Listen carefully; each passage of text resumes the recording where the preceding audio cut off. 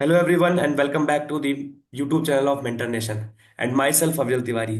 सो as हम सभी लोग जानते हैं कि हम लोग अभी बहुत जल्दी ही एक मेंटरशिप बैच लॉन्च करने वाले हैं। और उस मेंटरशिप बैच को हमारे लीड करने वाले जो ऑफिसर हैं, दैट मीन्स जो उत्कर्ष सर हैं, वो आज हमारे साथ हैं। और आज हम उनके साथ कुछ स्पेसिफिक बातों पे बात करेंगे, जहां पर हम ये देखेंगे कि उनका प्रिपरेशन फेस कैसा रहा और उन्होंने क्या क्या प्रॉब्लम्स फेस की और कैसे उनकी आज तक की जर्नी रही। करेंटली वो आपके गवर्नमेंट ऑफ इंडिया में as a assistant commandant CISF posted है हैदराबाद में, इंडिया गवर्नमेंट मिंट में। तो चलिए उनका स्वागत करते हैं। And Utkarsh sir, please. Hello Utkarsh sir, good evening. Hello good evening. कैसे हैं अविरल? बढ़िया sir. How you are doing sir? I am good. So sir, इससे पहले हम स्टार्ट करें, हम जस्ट आपसे कुछ चीज़ें जानना चाहेंगे। जैसे सबसे पहली चीज़ जो है, हम स्टूडेंट से शेयर करना चाहेंगे कि सर अभी करंट में असिस्टेंट कमांडेंट हैं। इन्होंने 2018 में CAPF क्रैक किया था। करंटली ये हैदराबाद में पोस्टेड है, जो इंडिया गवर्नमेंट मिंट है, वहां पर as a unit commander. Okay sir, welcome. And सबसे पहले सर, आप हमें कुछ अपने बारे में, अपनी जर्नी के बारे में बताइए कि कैसे आपका ये जो सफर है, जो जर्नी है, स्टार्ट हुई और कैसे आप उसको आगे कंटिन्यू कर पाए। I mean from your schooling and to your graduation and then in UPSC segment specifically. Hmm तो बेसिकली मेरी majority of the schooling Delhi से हुई है। जी सर। तो मैं सेंट कोलंबस में पढ़ता था, जो कि दिल्ली में है। और उसके बाद मेरे फादर ने 2 इयर्स का स्टडी लीव लिया था, तो हम लोग the entire family we shifted to Singapore. और वहाँ पे 2 साल मेरी स्कूलिंग फिर सिंगापुर में हुई। और वापस आने के बाद, क्योंकि सिंगापुर में भी CBSE था, तो कोई ऐसा गैप या फिर कोई इशू नहीं फेस किया था हम लोगों ने। फिर दिल्ली में मेरी मदर्स इंटरनेशनल, वहाँ से मैंने 12th कंप्लीट किया। और उसके बाद जैसे आई थिंक सब लोग करते हैं, तो इंजीनियरिंग की तैयारी वगैरह मैं कर रहा था। And I was perhaps not intrinsically driven towards engineering, I would say. And I have nothing against that, but it's just a personal preference. लेकिन ऑब्वियसली क्योंकि सबको नहीं रियलाइज होता उस टाइम पे कि वो क्या चाह रहे हैं, और सोसाइटी में जो प्रेवलेंट चीजें हैं वो करना चाहते हैं, तो इसलिए मैंने वो किया। लेकिन फिर मैंने डिस्कवर किया कि एक प्रोग्राम है IIM इंदौर का। उस समय काफी नया था, 2011 में लॉन्च हुआ था। और 2012 में मैंने एग्जाम दिया, और I was fortunate and privilege to get through. तो it is called the integrated programme in management. और it was a new initiative, 5 साल का था। 2012 to 17 में उसमें था। तो it is modelled on the lines of, although हाँ उस समय हमें नहीं पता था, बट बाद में हमने डिस्कवर कि काफी सिमिलैरिटीज हैं जो न्यू एजुकेशन पॉलिसी, जो कि अब नेशनल एजुकेशन पॉलिसी के नाम से है, उसके ऊपर है। क्योंकि इंटरडिसिप्लिनरी फोकस उसमें बहुत था।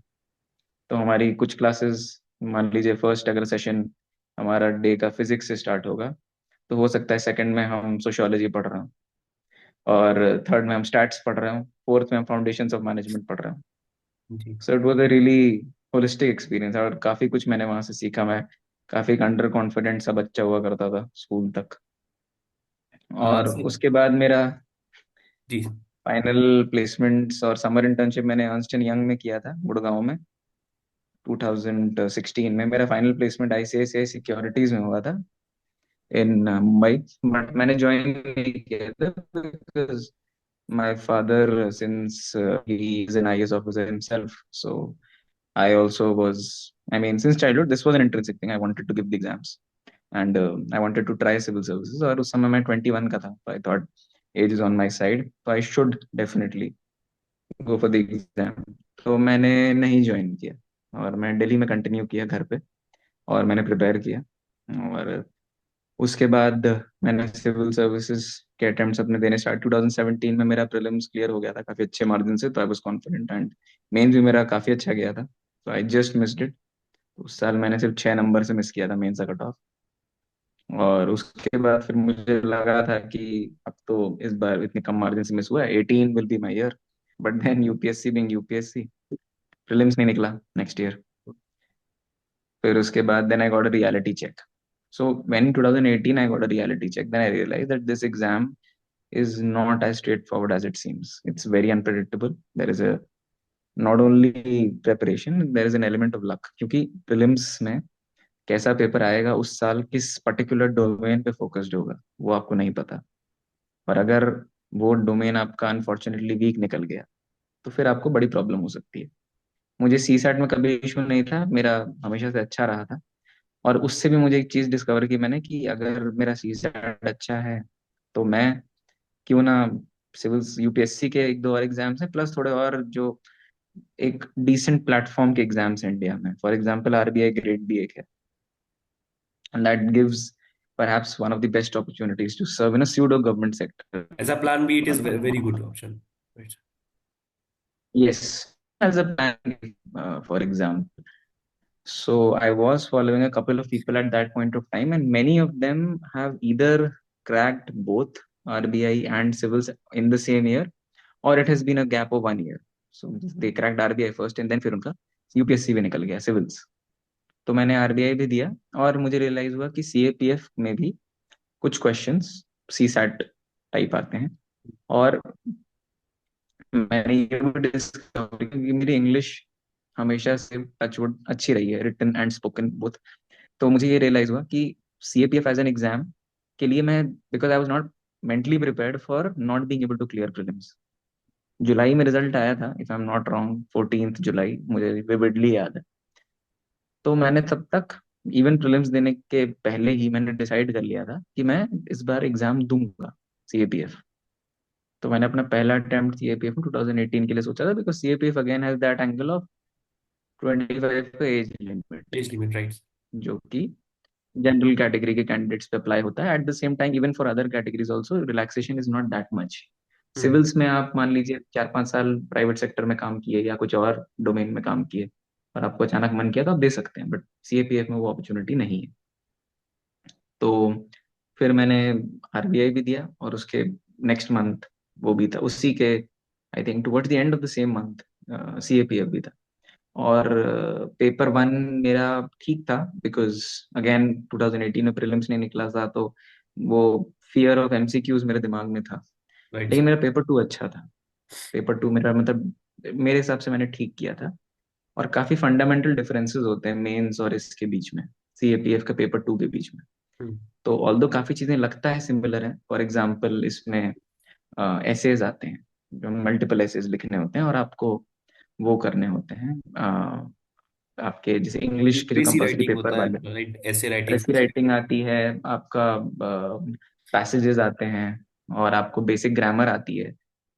तो ये सब कई बार फील होता है इंसान को कि राइट। ओवरलैप है इंग्लिश कंपलसरी पेपर की तरह या ऐसे राइटिंग की तरह, लेकिन थोड़ा फंडामेंटल डिफरेंसेस हैं इसमें, क्योंकि ऐसे हम लोग का सिग्निफिकेंटली छोटा होता है। हम्म। तो आप अगर एलैबोरेट ऐसे लिखने लग जाएंगे, तो you will not be able to complete in the given space, and also it will not fetch you marks because you will not get to the point. You will be giving the introduction and the time the pages will end basically. तो मेरा paper अच्छा गया था, and fortunately I was fortunate enough to get the uh, call for physical efficiency test and medical. So वो भी मेरा clear हो गया, and इंजरीज वगैरह मैंने फेस की थी उस समय, and it was a very Rocky ride sort of, क्योंकि जिस दिन मेरा वो होना था फिजिकल एफिशिएंसी टेस्ट, उसके एक दिन पहले ही मेरा आरबीआई का फाइनल रिजल्ट आया था, and I missed by 0.5 marks. Oh, तो quite and miss. Then later on even 0.25 तक वेट लिस्ट एक या दो लोगों की क्लियर भी हुई थी, तो आई वाज ऑलमोस्ट होपफुल कि हो जाएगा। So finally I miss the list by 0.25 final list. तो मेरा आरबीआई के भी स्टेजेस क्लियर हो रहे थे, सीएपीएफ के भी, तो टाइम वाज पासिंग क्विकली। फिर उसके बाद मैंने अपना एंकल ट्विस्ट हो गया था, बट जो भी हुआ मैंने एग्जाम दिया, एंड मैंने पीईटी क्लियर किया, मेडिकल भी हो गया मेरा।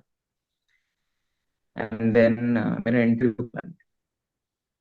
इंटरव्यू कॉल आने से पहले मुझे रियलाइज हो ही रहा था कि एग्जाम क्योंकि अनप्रेडिक्टेबल है, तो मैंने सोचा कि मैं और भी एग्जाम्स दूंगा जिसमें जिस डोमेन में मुझे इंटरेस्ट है। तो बचपन से मुझे बड़ा फैसिनेशन रहा है एविएशन से और इन सब से, कि aeronautics, aviation, even astronomy. But obviously without an engineering background, astronomy and aviation core is not possible. तो उस समय I just happen to go through a vacancy in multiple vacancies in Airports Authority of India. So I thought, why not just let's just give the exam. And In essence, every exam in India is the same, broadly. I mean, depends. I'm talking about a certain, group A oriented exams. They are similar in pattern. So they have maybe मतलब 19-20 का फर्क होगा, but otherwise if you prepare well for any one exam, that will help you prepare almost 90%, get prepared almost 90% for another exam. So that's a good thing. तो फिर उसके बाद मैंने airports authority का भी एग्जाम दिया हुआ था एंड उसका रिजल्ट आया और मेरा हो गया, उसमें सिलेक्शन हो गया फाइनली। तो उसमें I joined as a probationer which is called a junior executive. Right. So that is a probationary rank in the executive cadre of airports authority of India. And जिस समय मैंने एयरपोर्ट्स अथॉरिटी ज्वाइन किया था उसके एक हफ्ते बाद मेरा सीएपीएफ का इंटरव्यू था। ओ। तो मैंने जाके इंटरव्यू दिया। तो कोइंसिडेंटली मेरे बोर्ड के उस समय जो चेयरमैन थे, he had then become recently become a member of UPSC, so I didn't know कि वो सिविल एविएशन सेक्रेटरी थे रिटायर होने से पहले और अपॉइंट होने से पहले, आई डिडंट नो। तो वो मुझसे उड़ान उड़ान के बारे में पूछ रहे थे, मैंने बता दिया। और मेरे डैफ में नहीं लिखा था कि मैं एआई में हूँ, क्योंकि मैं था ही नहीं उस समय जब हम्म। मैंने डैफ भरा था। तो मैं तो बाद में ज्वाइन किया। तो बात होते होते उन्होंने पूछा कि आपके पास कोई वर्क एक्स है, तो मैंने बता दिया। और मैंने एक बार 2014 में एक इंटर्नशिप एयर इंडिया में भी की थी एक टाइम पे। ओ। तो मुझे अच्छा इंटरेस्ट था इन सब चीज़ों में। तो मुझे हमेशा था कि मैं इंटर्नशिप्स करूंगा, तो because I wanted to gain some experience of the corporate sector as well. तो मैंने एयर इंडिया में 2014 में की। देन जो जेसीबी होता है हमारा, इट्स अ ब्रिटिश कंपनी। सो हमें एक सोशल इंटर्नशिप करनी होती है, जो इंटीग्रेटेड प्रोग्राम इन मैनेजमेंट हमारा है। हम्म। तो I did a social internship of 2 months in the CSR division of JCB in Faridabad in 2015 from the campus itself. फिर 2016 में मैंने ईवाई किया था, जैसे मैंने बताया। अंडरस्टैंडिंग। तो देन एयर इंडिया में काम करने के बाद मुझे ये भी रियलाइज हुआ था कि इंडियन जो सरकारी एविएशन सेक्टर वाला है, it is somehow it's functioning. So then later on that got revealed, क्योंकि मैंने वहाँ पे फाइनेंस समझ गया था। तो सेल एंड लीज बैक मैंने डिस्कवर किया था। So all this also helped me in my interview. Plus another aspect which cropped up was that uh, how every single aspect of your life can somehow help you in getting selected at multiple places. मेरे IM Indore का interview और मेरा CAPF का interview, जिन दो चीजों ने मेरी अभी तक की लाइफ को शेप काफी हद तक किया है, 5 साल वहाँ, 4 साल यहाँ, वो दोनों के दोनों मेरी एक ऑथर की बुक्स पे बेस्ड थे समहाउ, घूम के। साइंस फिक्शन में मुझे इंटरेस्ट है, तो मैंने उनके ऑथर की बुक्स पढ़ी थी और उस पे बेस्ड था। और मेरी ये किस्मत भी अच्छी थी कि वो सिविल एविएशन सेक्रेटरी थे, तो जी। उन्होंने भी क्वेश्चंस मुझे वैसे ही पूछे। और I scored well in paper 2 and in interview. Paper 2 में I had gotten I think which was the joint highest, and in the interview it was the second highest, 110 and 112 was the highest. So on the basis of these two papers I was able to clear CAPF with a very good rank. Otherwise paper 1 में I could have done much better, but I was just underconfident because of prelims का result. Hmm. That fear of MCQs made me overthink a lot of options. Overthinking is a big problem जो civils में नहीं करना है। और and मैंने एक वो उसके बाद, एक और वो एरिना बन जाता है उस टाइप का कि एक फियर का माहौल होता है कि हाँ अभी एग्जाम पास नहीं हाँ हुआ तो अगला नहीं होगा, वो होता है सर। बिल्कुल बिल्कुल, आप अपने आप ने हर चीज को सेकंड गेस करने लगते हैं। आपकी जो गट हम्म। फीलिंग होती है, आपने कहीं ना कहीं पढ़ा है। अब 100%। हर 100% आंसर अब कोई नहीं देता। जिसकी रैंक 1 आ रही है उसको भी प्रीलिम्स का कट ऑफ उसका 100% के बेसिस पे क्लियर नहीं होगा। नो। कि नॉट जो एट। क्वेश्चन 100% आता है वही अटेम्प्ट कर ले, तो उसके 70-80 नंबर बनेंगे, जिससे कोई प्रीलिम्स क्लियर नहीं हो रहा। तो सबको लीप ऑफ फेथ। और ये मैं तब बात कर रहा हूँ जब 2017 में कट ऑफ था 105, हम्म। ऐसे कुछ प्रीलिम्स हंड्रेड का। सिक्सटीन 2016 में था, नेक्स्ट ईयर 105 था। ट्रू। 105 था। हाँ। उस साल मैंने ओवर थिंक नहीं किया था, मेरा फर्स्ट अटेम्प्ट था, मैं कॉन्फिडेंस के साथ जाके दिया तो मेरे 125 आए। और अगले साल मैंने इतना सेकंड गेस किया अपने आप को, आई थिंक 98 या कुछ कट ऑफ था, मेरे आए थे 88। 10 नंबर नीचे चला गया, पिछले साल 20 नंबर ऊपर था। क्योंकि I was over thinking everything because I had studied so much that I started thinking, over मतलब एनालाइजिंग माइक्रो थिंग। बाल की खाल निकालना, ओवर हाँ। Analysing the options and everything. True true true. और उसके बाद से मेरे लगातार प्रीलिम्स जब निकले वो तभी निकले क्योंकि मैं अपने एक तो गट फीलिंग पे बेस्ड था, प्लस मैंने ब्रॉडली एक बार फिगर आउट कर लिया था कि प्रीलिम्स क्या होते हैं, मैंने पेपर को एनालाइज करना ज्यादा शुरू किया rather than analysing the syllabus in prelims. And this is exactly the opposite in mains. आपको सिलेबस पे बहुत फोकस करना है, पेपर ऑटोमेटिकली आपका हो जाएगा। और मेरे मेंस भी मतलब स्लिम मार्जिन से मिस होते रहे हैं। तो इट इट वाज मतलब I came quite close, but then again I am also happy कि मैं अभी जिस सर्विस में हूँ यहाँ पे get a lot of opportunity to learn to experience, and I have done that also. क्योंकि अभी तक it's been just 4 years which included 1 year, more than 1 year of training। तो आई joined in October 2020, I pass out in अक्टूबर 2021। उसके बाद हमारा 2-3 महीने के attachments होते हैं। तो पहले हम लोग को एक सेक्टर मिलता है, सीआईएसएफ को पूरे इंडिया में हम्म। सेक्टर्स में बांटा हुआ है। तो मुझे एनसीआर सेक्टर मिला था। तो it was a small sector but very important sector, because उसमें दिल्ली मेट्रो और जितने भी दिल्ली बेस्ड यूनिट्स हैं except IGI airport, because hmm. IGI airport comes under airport sector and that is a different sector all together.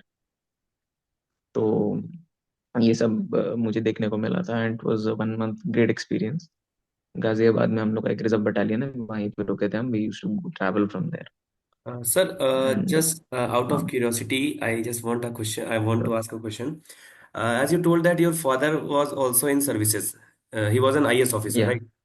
So, yeah, does yeah. this create any kind of pressure or kind of any privilege to clear this exam? As it is obvious that you are well aware of pros and cons of these exams, and you know what kind of pressure you can feel, political pressure, the mental stability, the mental stability, or you can say that कि how you will handle those things. So कहीं ना कहीं आपके पास एक well awareness थी इन चीजों की, और फिर भी आप इस चीज में आए, तो आपको यहाँ पे कोई प्रिविलेज था, ऐसा कुछ प्रेशर था, ऐसा कभी कुछ ऐसा फील हुआ आपको? बेसिकली मेरे फादर सर्विस में रहते रहते उनका काफी लंबा ही सर्विस, लाइक 87 बैच है। सो 37 years of service.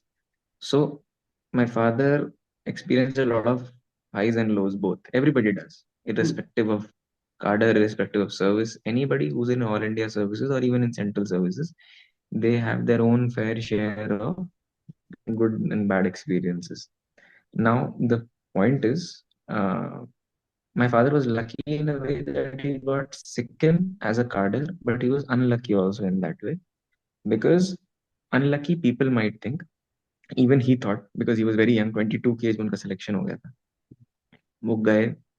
अब 87 या 88 में सिक्किम जैसी जगह, जहाँ पे टफ पहाड़ टेरर। हैं, कनेक्टिविटी काफी पुअर है, टफ टेरेन है, डेवलपमेंट है नहीं। हम्म। और जो इंसान यूपी में रहा है, जो दिल्ली में, और की आईआईटी रुड़की और आईआईटी दिल्ली के पढ़े, वहाँ के पढ़े हुए, वहाँ गए, and he got a very good rank in civil service. So, despite that, because of the roster system at that point of time, he got Sikkim. So now the pros of this was because you said political pressure and issues, वो सिक्किम में बहुत कम है।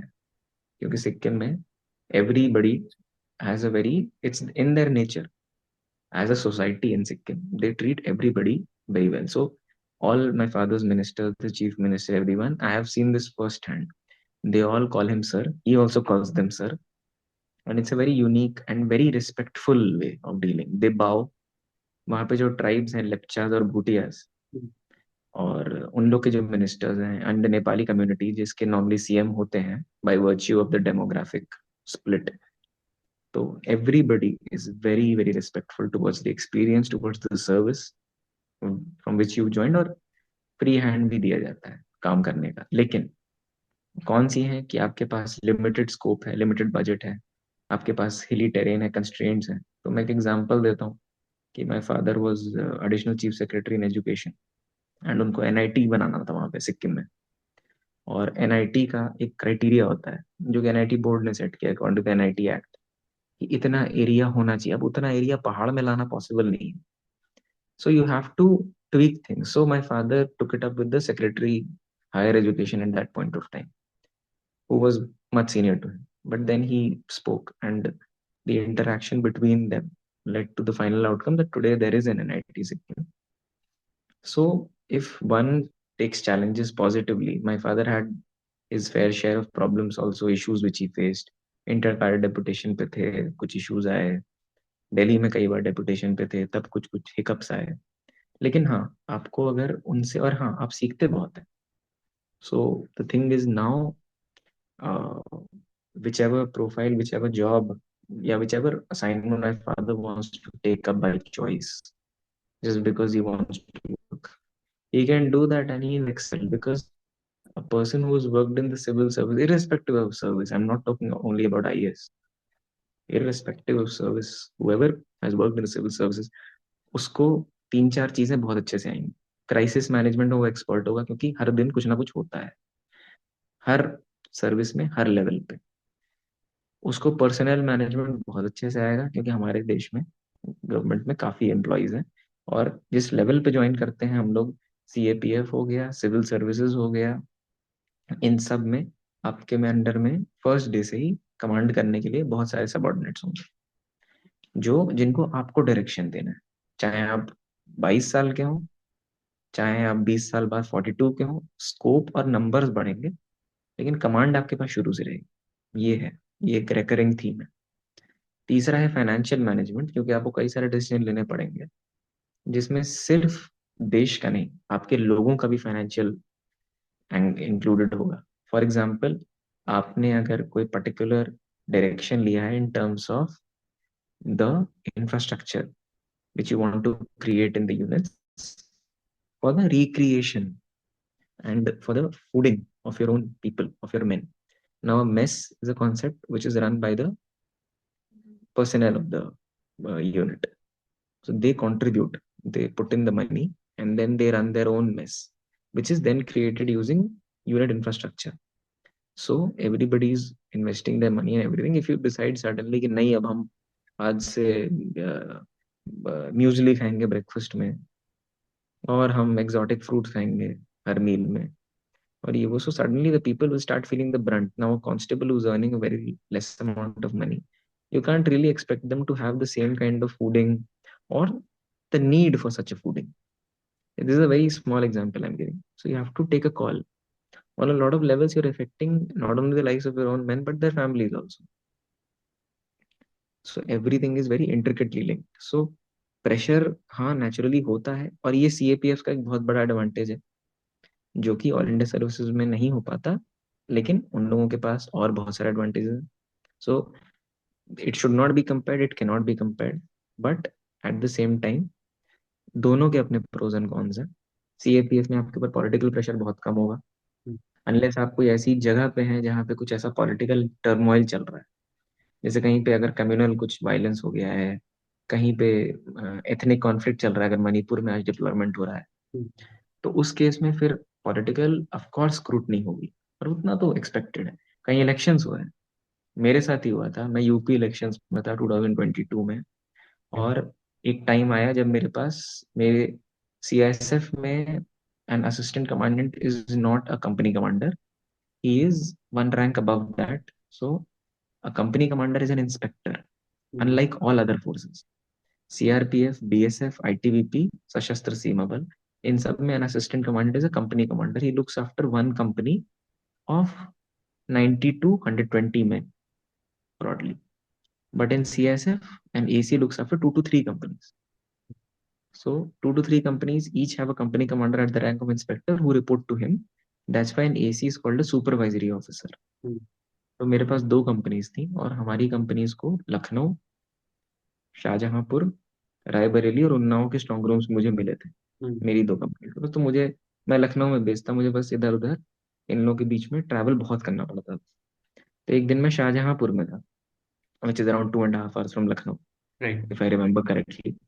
Around two. And हाँ, and Lucknow का जो strong room था, it was naturally under lot of scrutiny. तो वहाँ बाहर सारे पॉलिटिकल पार्टी के रिप्रेजेंटेटिव्स बैठे हुए थे, and one SDM of Lucknow, he by mistake entered from a different gate than what was designated. In every strong room there is a designated gate. So there was a lot of hue and cry. Immediately वहाँ press आ गई, everything. I started getting calls from not only my own senior officers, I got a call from officers of UP government, from election commission as well. सब लोगों की तरफ से. So that was a challenging time. I had to rush back, but obviously distance being distance, I could not have just disappeared and appeared hmm. over here. It took time to come. In the meanwhile, there was a young sub inspector who was looking after the platoon, which was looking after the Lucknow strong room. And that sub inspector was from 2018 batch.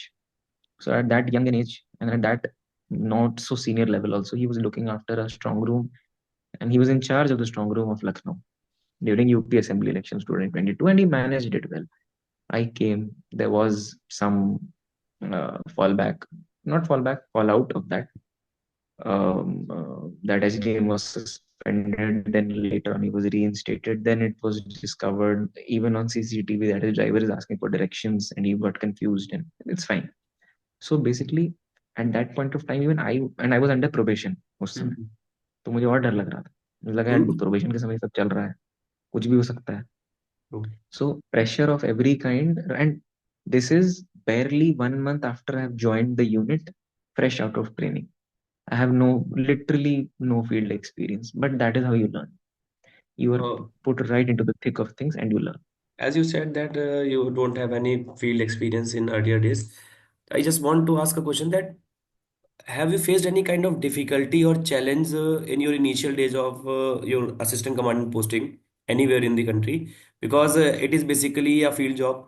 And as much I Yes. Know कि जो आपके CAPF की posting होती है, initial postings specifically वो typical terrain में होती है, या कह सकते हैं टफ पोस्टिंग्स होती हैं, जो अभी तक मैं कलेक्ट कर पा हाँ. रहा हूँ अपने सोर्सेस से या जो भी है. हम्म. सो इज इट ट्रू कि आपको कुछ एक्स्ट्रा चैलेंजेस फेस करने पड़े जो जनरली 2-3 साल के बाद आपको समझ में आया कि नहीं इतना चैलेंजिंग था नहीं, बट हाँ मैंने शुरुआत में बना दिया ऐसा कुछ? हाँ. CISF थोड़ा उस मामले में ठीक है, क्योंकि हम लोग की पोस्टिंग्स होती हैं टफ टेरेन्स में. मेरे बैचमेट्स दंतेवाड़ा में भी पोस्टेड हैं, किश्तवाड़ जो कि जम्मू कश्मीर है वहां पे भी है. बट मैं थोड़ा लकी था, मुझे विशाखापट्टनम मिला. Visakhapatnam is not a tough terrain as such. True. And Visakhapatnam ka, there are nearby areas which are Naxal affected, but since this is all very close to the city, the place where I am or where I was, so it was not a problem as such.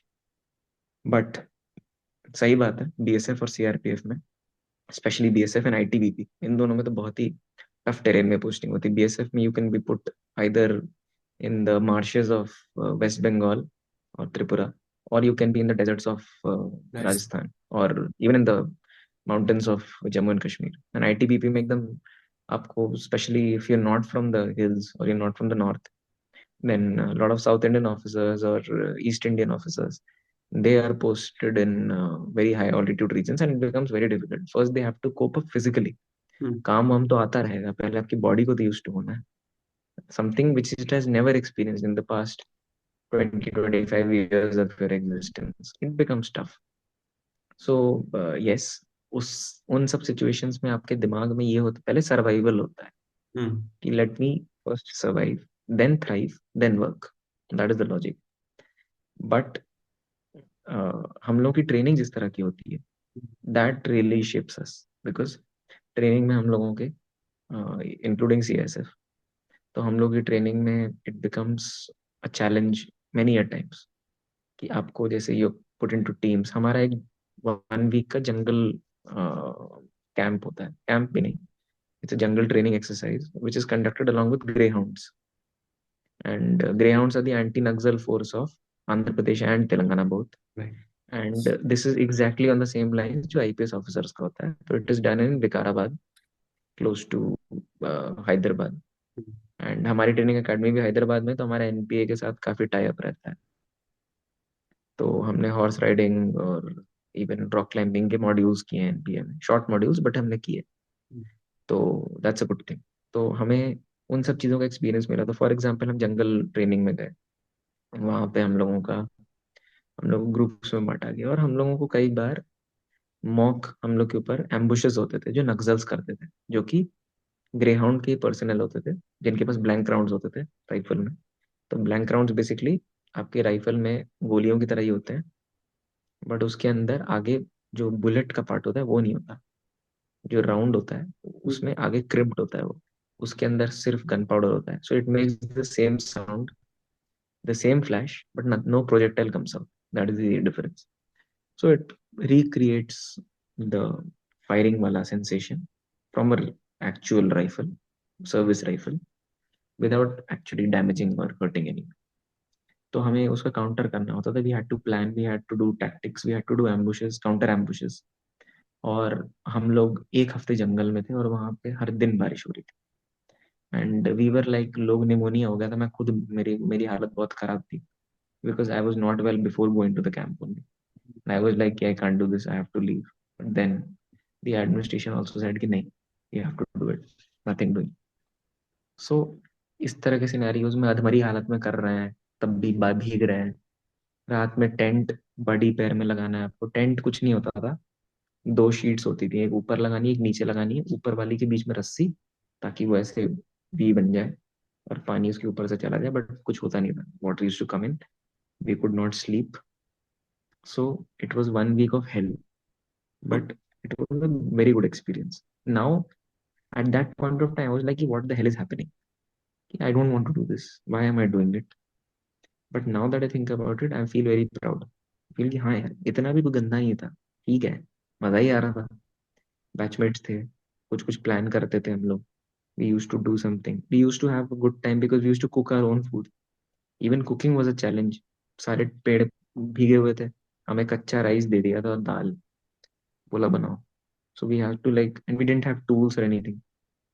तो हमें किसी तरह से लकड़ी को तोड़ के उसके अंदर का सूखा वाला पार्ट निकाल के आग जलानी पड़ती थी.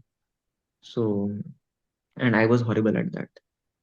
So my friends, my couple of batchmates, they used to help me. One of them later on, we got married. She's now my wife. So we were together during jungle camp. जो लोग training में साथ रह लेते हैं, that is a bond for life and that shapes you for life. So a Okay. person who comes out of training looks different, feels different, even to his own family who have known him since childhood. And they will be like कि ये तो कोई अलग इंसान है. Because the mindset changes completely. You are under so much stress कि तुम सो ही नहीं रहे हो. तुम 4 5 6 घंटे सो रहे हो. एक वो होता है क्राइसिस रिस्पॉन्स ट्रेनिंग, होता है सीएसएफ में. 2 weeks के मॉड्यूल्स होते हैं, एवरी 6 month टर्म. तो मतलब 28 दिन का टोटल मॉड्यूल होता है. और उसमें अर्बन टैक्टिक्स और फील्ड क्राफ्ट और ये सब सिखाया जाता है, क्योंकि सीआईएसएफ का फोकस अर्बन वॉरफेयर पे है ज्यादा. True. और उसमें हम लोगों को सोने ही नहीं देते हैं जानबूझ के.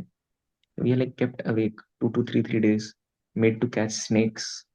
Then we have to fire, we have to crawl when ऊपर से लाइव राउंड्स फायर हो रहे हैं and all that. But training, now that we think, at that point of time we were like, when will this hell end? And enough is enough. We want to go and relax, just go get posted and chill. Again, now we think training was the best time After because listening now this, we I have can say that had. it sounds so fascinating. It sounds so adventurous.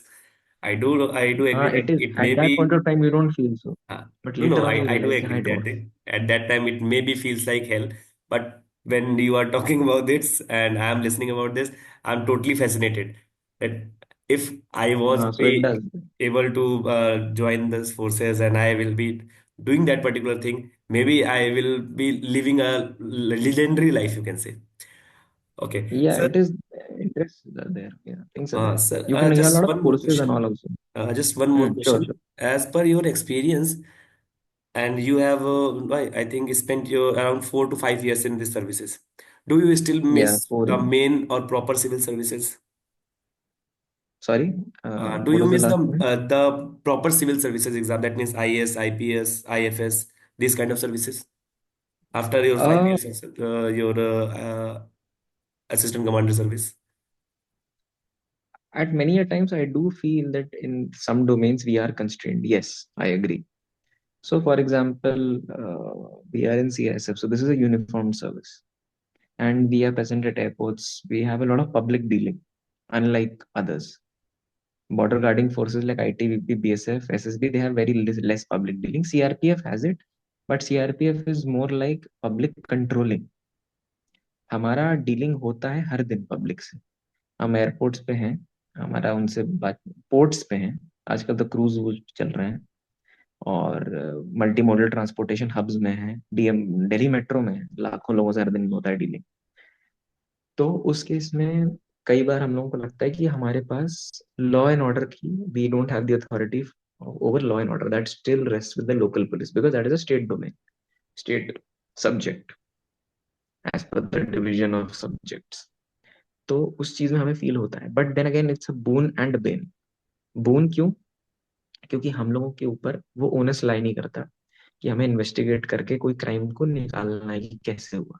वो pressure नहीं होगा हमारे ऊपर कभी भी। हम्म। Ben क्यों? क्योंकि that has a lot of power in itself, the ability to investigate, frame charges, file that in the court against an individual who has committed a crime is a very big power, and it is a big power and also big responsibilities. It's not just a cliche dialogue, it's a fact.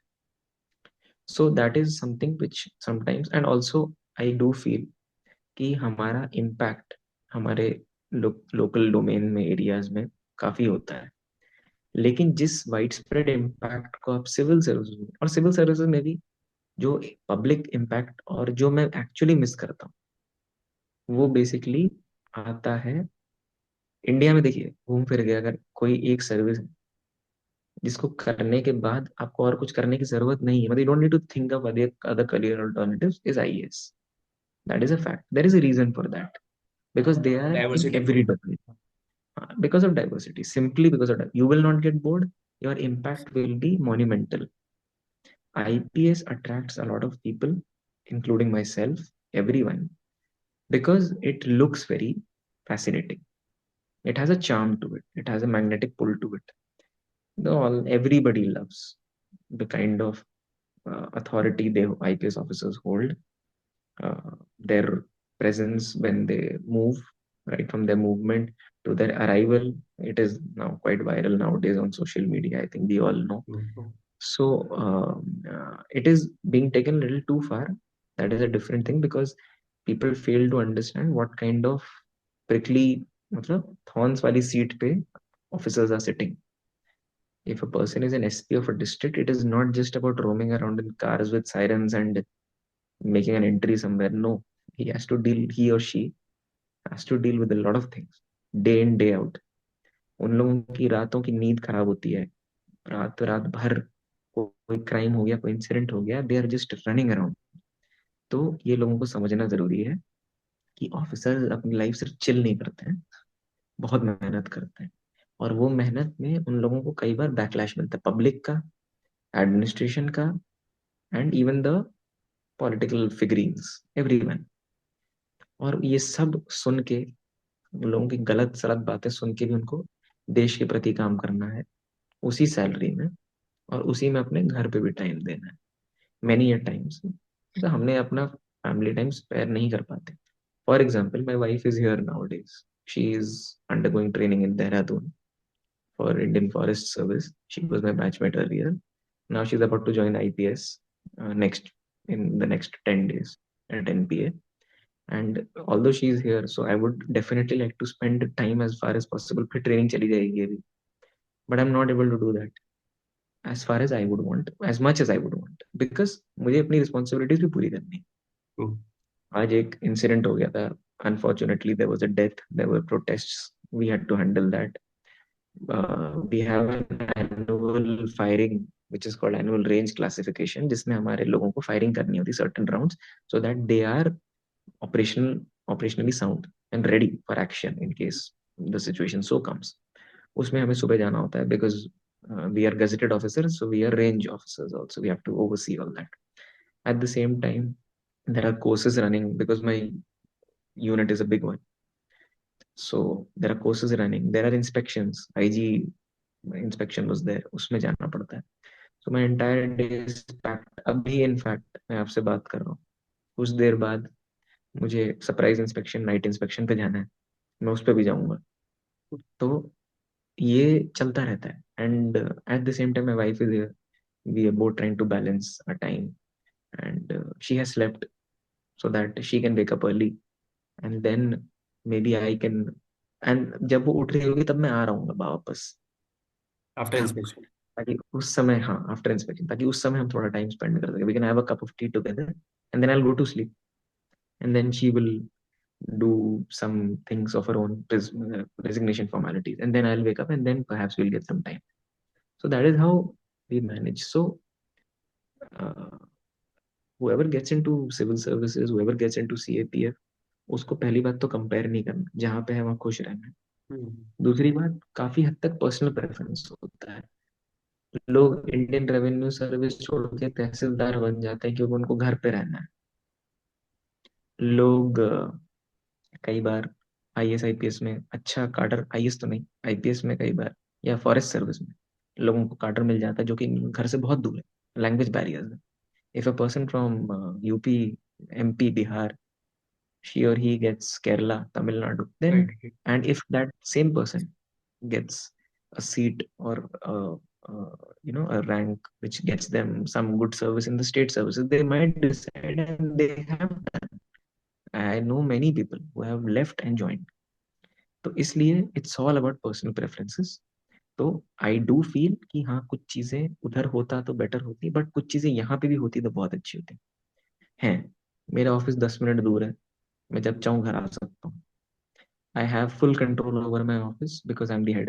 I can do whatever I want. Although, again, that is something which one should not do. मतलब negligence में नहीं चले जाना चाहिए. But at the same time, I have a lot of discretion. And any job which gives you discretion, most of the time, this is a certain time जब मेरे पास time थोड़ा कम रह रहा है आजकल, I'm very busy. But many a times I have a lot of time to, spend time on my hobbies. So I can play tennis. I love to play tennis. I can love to swim. I swim. मैं अपना body weight exercise if I want to do, I do that. I like to keep a little fit, not gain too much weight. And otherwise, I love to read books. So I'm constantly carrying my Kindle around, and this job allows me that flexibility. Other jobs might not have allowed me क्योंकि मैं और उसमें perennially busy रहता। मैं शुरू के 10-15 साल अपनी नौकरी की बिजी ही बिजी रहता, मेरे पास समय ही नहीं। इसमें है, so that's a good thing.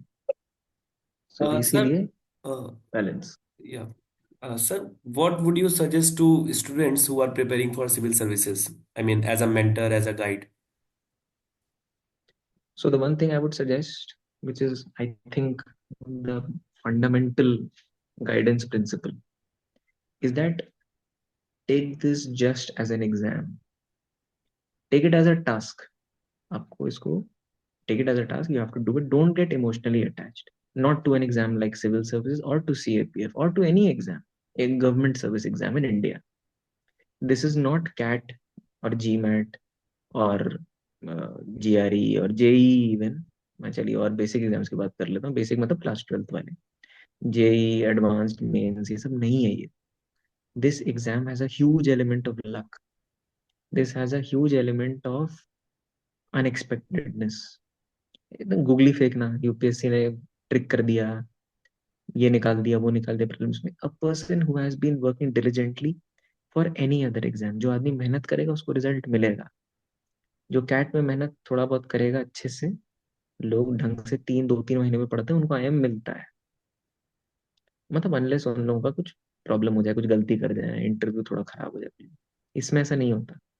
इसमें जो बंदा रैंक 1 लाने वाला है, हो सकता है 1 साल पहले उसका प्रीलिम्स ही ना निकला हो। जिसके एसए में 140 आ रहे हैं, उसके पिछले साल एसए में 80 नंबर आए। It's not possible, it's not. A person who is getting 130, 140, और एसए इसलिए because SA is very specific.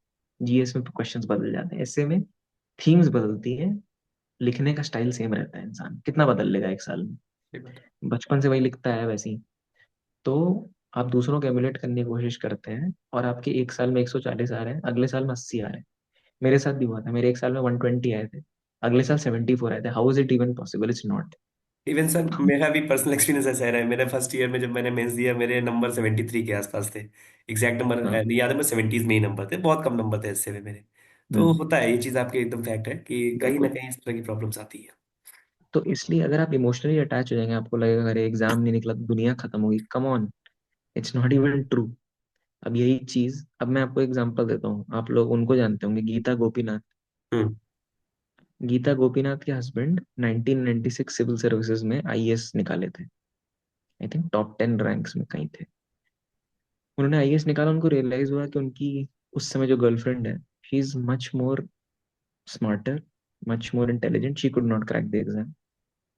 And she she did not even want to give the exam. She had just given it for the sake of it. She wanted to go to US and pursue something. So that person left his job. He left IAS in 96. अभी भी छोड़ना मुश्किल है 96 में, तो वैसे ही हाँ। मतलब इंडिया में जिस तरह की सिचुएशन थी, आईएएस मिलने के बाद छोड़ना is like a suicidal move. Nobody would do that, but he did that and he went and he supported her in all her studies. And later on, she became Geeta Gopinath, and he is also doing very well for himself. So a person who is good will end up doing well. सत्य नडेला वगैरह इतने examples हमारे पास जो लोग IIT नहीं जा पाए, तो उन लोगों को क्या लगा कि उस समय आईआईटी नहीं जा पाए तो इंजीनियरिंग नहीं पढ़ेंगे, अब खत्म जिंदगी और नहीं करना। That's why don't get emotionally attached to this exam. It is it is a good thing to work hard. If you get through it, nothing like it. If not, there are ample opportunities in this world. So always give a few years of your life to this exam dedicatedly, but then start thinking about a backup. And not a backup in which you are landing up with something which is seriously below what you want to do, but a backup in which you are happy with what you have done. तो And you is will it be necessary satisfied to, where you are. Sir is it necessary to have a plan B for civil services? I feel so. It's not necessary in the first 2 to 3 attempts, depending upon the person and the temperament. But beyond the third attempt, to just prepare for the, unless obviously you're getting to the interview, कि आप तीनों attempt में interview पहुंच गए या 2 attempt में लगातार interview पहुंच रहे हैं, कि अब तो बस होना ही है, किसी रीजन से रह जा रहा है, मतलब आपने क्रैक कर लिया कोड, आप मेंस अच्छे से लिख रहे हैं, आपको पता है क्या लिखना है, आप बस इंक्रीमेंटली बिल्ड अपॉन कर रहे हैं, फिर ठीक है। लेकिन या फिर आपका प्रीलिम्स ही नहीं निकल रहा, लेकिन आप इतने कॉन्फिडेंट है कि आपकी मेंस की तैयारी बहुत हाई लेवल की, आपका प्रीलिम्स निकलते ही आपका मेंस निकल जाए, ठीक है, आप फोर्थ अटेम्प्ट भी दे दीजिए बिना और कुछ किए। लेकिन जहाँ पे आपका मेंस में रह जा रहे हैं, नंबर कम रह जा रहे हैं कंसिस्टेंटली, आपको लग रहा है आप मिस आउट कर रहे हैं, और फिर भी आप बैकअप नहीं देख रहे, तो फिर थोड़ा सा आपको बाद में कठिनाई झेलनी पड़ सकती है। क्योंकि फिर आप उस वाले सिचुएशन में आ जाएंगे कि अब उधर नहीं हो पा रहा है, लेकिन इधर भी समझ में नहीं आ रहा है, केस निकल गई, बाकी एग्जाम नहीं दे पा रहे, या कोई और लाइन नहीं परस्यू कर पा रहे, इतना गैप आ गया जो मैं उसको जस्टिफाई नहीं कर पा रहे। ये मेरा पर्सनल ओपिनियन है, ऑब्वियसली पीपल कैन डिफर।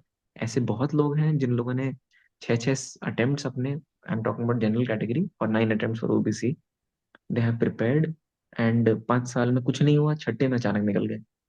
सही बात है, but one has to remember there are many counter examples also. I'm not discouraging anyone.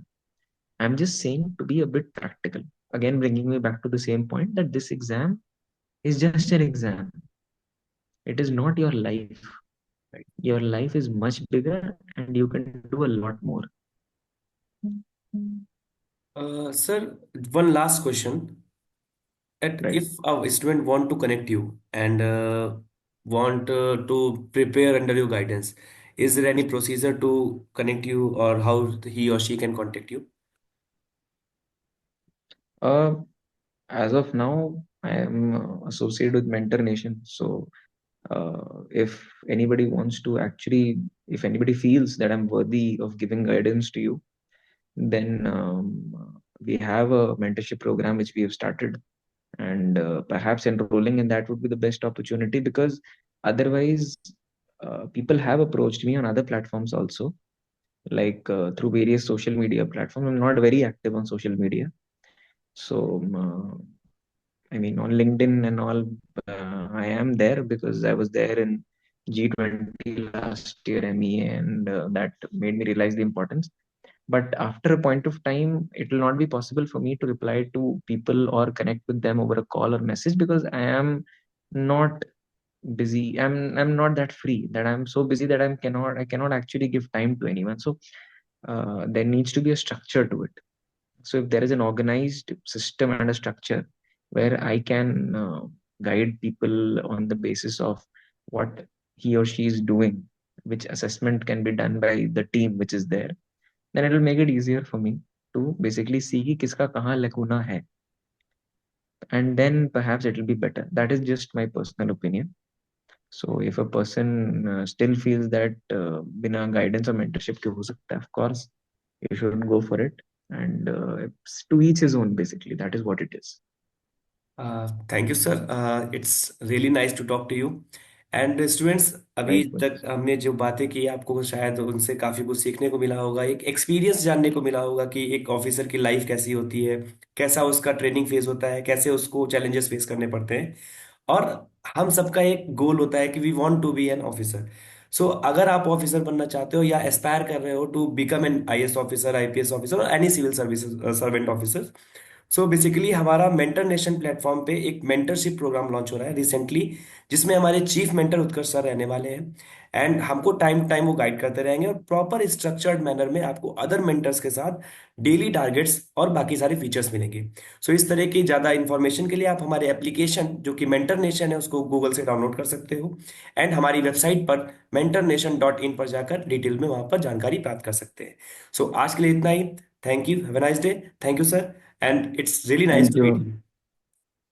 Thank you. Thank you. Thank you.